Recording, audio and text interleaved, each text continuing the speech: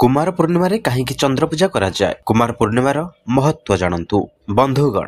आम ओडिशा रे 12 मासरे 13 पर्व पालन करा जाए। एथिमध्यरु कुमार पूर्णिमा अन्यतम अटे। आश्विन मासरे पडुथिबा पूर्णिमा को कुमार पूर्णिमा बोली कुहा जाए। यह शरत ऋतु रे पडुथिबारु एहाकु शरत पूर्णिमा मध्ये कुहा जाए। तेबे कुमार पूर्णिमा तो ओडिशा रे घर घरे पालित होइथाय। हेले एही ओषा काहे पालन करा जाए ओ एहार महत्व कोन रहिछि एही सब विषय रे आज आमे आपण मानकु कहिबाकु जाउछु।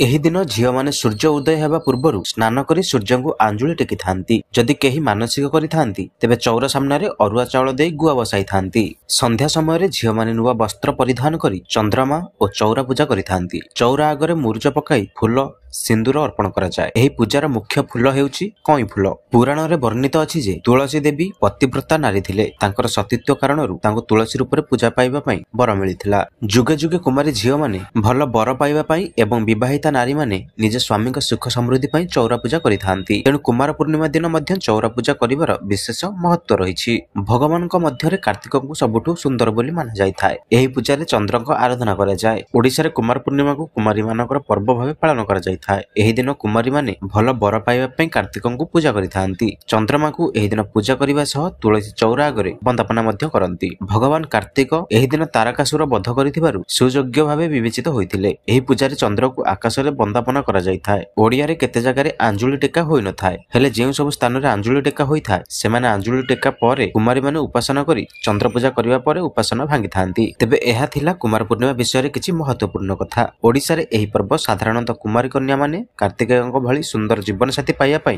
करिथांती।